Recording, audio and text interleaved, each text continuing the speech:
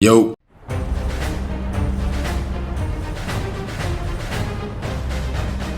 in the sky! It's a bird! It's a plane! It's a geek. Alright, we got some news to talk about. This is gonna be short little video. I say that every video, but this is really gonna be short. Alright, so we had some DC stuff, we had some Daredevil stuff, and we had a little bit of Marvel stuff. Let's talk about DC first, alright?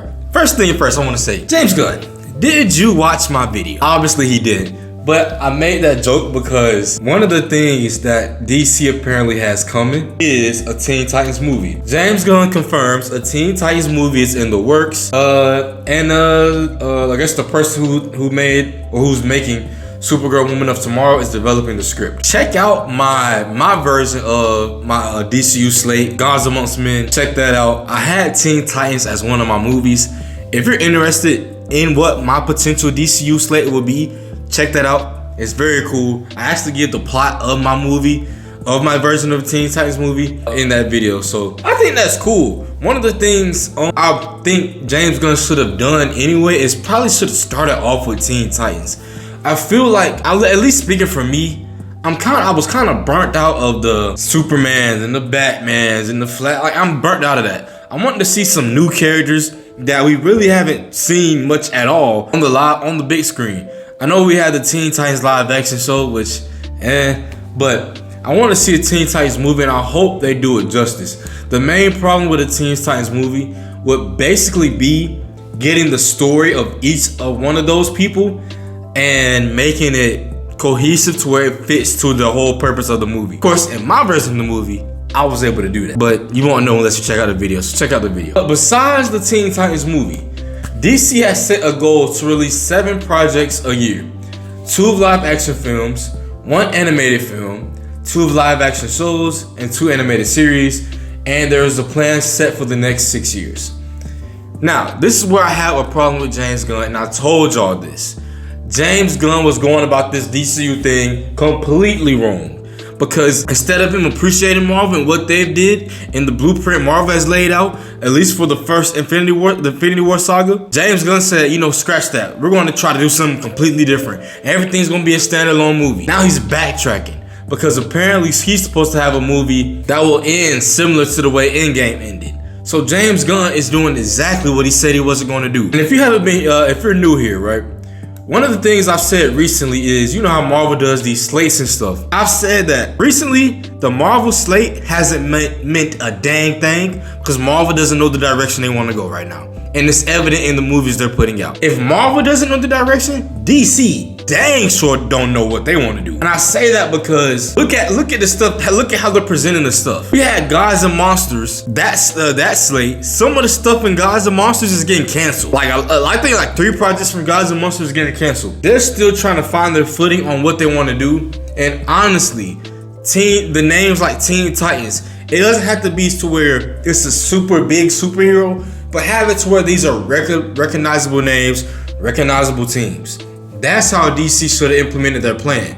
But they started with some Creature Commandos and the Waller Show and Booster Gold. Like, I know there'll be some nerds and idiots that care about that. I'm a nerd too, or I'm a geek. That's not really making no big splash for the DC. If that's what y'all want to do, that ain't really gonna do nothing for any fans, all right? That's what DC got cooking. Let me know y'all thoughts on what DC is doing. I'm still optimistic to see where they go, but I'm gonna be honest, it's a little shaky. This is why I think, honestly, DC probably shouldn't even have the slate to begin with. Just say, like, the plan on what you kind of want to do, but don't give out the projects. They shouldn't have done it. Let's talk about the Russos and the Avengers films. So, I only have one little statement that they said, and the statement is from the Russo brothers. These movies are going to be a surprise to people. We found a way into the story that's very exciting to us, but very radical. We think it's going to challenge audiences. How do I feel about this with Doomsday? I'm interested. I'm intrigued. I'm mainly intrigued because the Russos have, in my head, almost a nearly impossible thing to do. They have to get all these little pieces. Basically, what they have to do is they have to get the crumbs of a cookie. The crumbs of a cookie and piece the cookie back together as a whole. If you've seen a cookie before, I'm pretty sure most of us have, you know it's hard for cookie crumbs to go back into the same place they were in. That's what the Russos have to do with Avengers Doomsday and Secret Wars. Because there's so many different plot points and plot threads that they have to connect and come together, and they have to culminate into Doomsday. They have to culminate into Secret Wars. Can they do that? I think they can, but I think it'll be difficult. One of the things they have to do as well, as far as the challenge audiences thing, the very radical, I think that has to do with who Doom is. Maybe we get a different origin story for Doom. Maybe, I think they have said that this is Victor Von Doom, but we need an explanation on why this looks exactly like Tony Stark. For whatever reason, does this Doom come from the Fantastic Four universe where everything it's the 60s, but it's also in the future, and he's building Latveria? Like, how are they gonna make that make sense?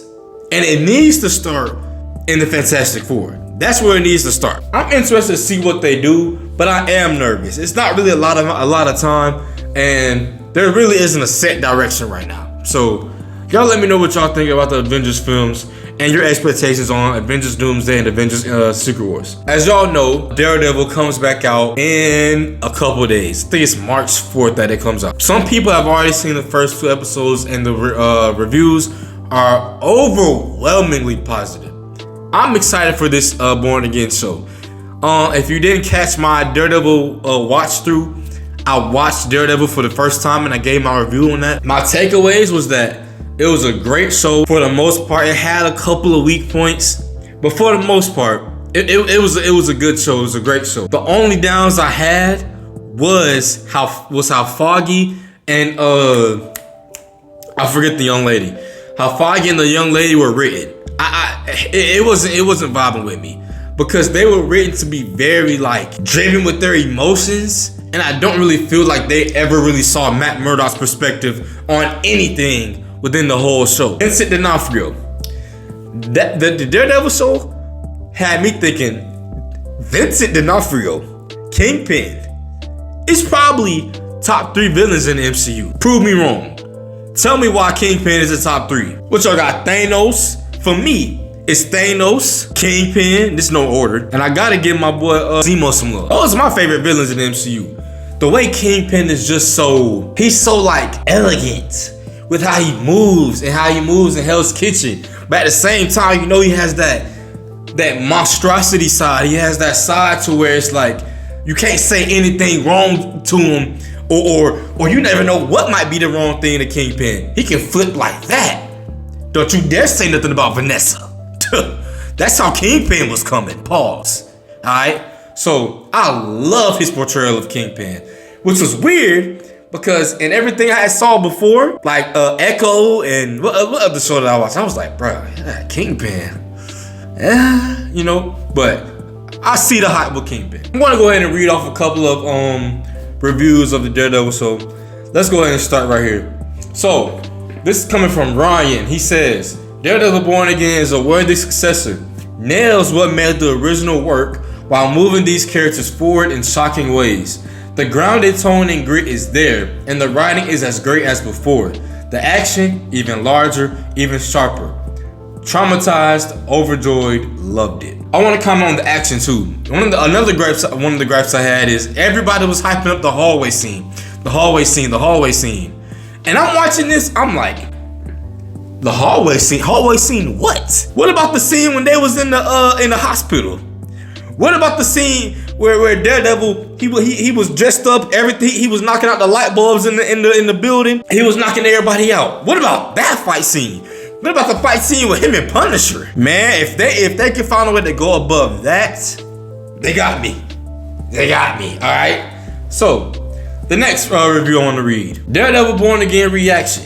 It is a powerful reintroduction to Marvel's most complex and scours character. Sorry, I got a college education, but some words still do get to me. Cox and D'Onofrio take their rightful place in the MCU and set the stage for the darkest and most brutal chapter yet. I've seen the first 2 episodes and very optimistic for the rest. That's nice. Let's see what else we got. One more. Daredevil Born Again is gritty, ruthless, and unforgivingly bloody. Fans of the original series are in for a treat, echoing the first season's intensity and rage, okay? Cox and D'Onofrio steal the show. 2 episodes in, all I can say is the Man Without Fear is back. Alright. Everybody's saying it's good. That was just a little snippet of the reactions. Everybody's saying it's good. I can't wait. Y'all be on the lookout for my reviews. I'ma try. I kind of did this with Loki, and Loki's probably the only show I did this with. I'ma give my reviews per episode. All right, I'ma try. So for my little 400 subscribers, 400 of y'all, I'ma give that to y'all because y'all deserve it. But quick little video. I hope. If you love the video, like the video. If you don't like the video, slide the video. I'm on the road to 500 subscribers. I appreciate it. If you like my content, share my content. Without further ado, I'm out. Peace.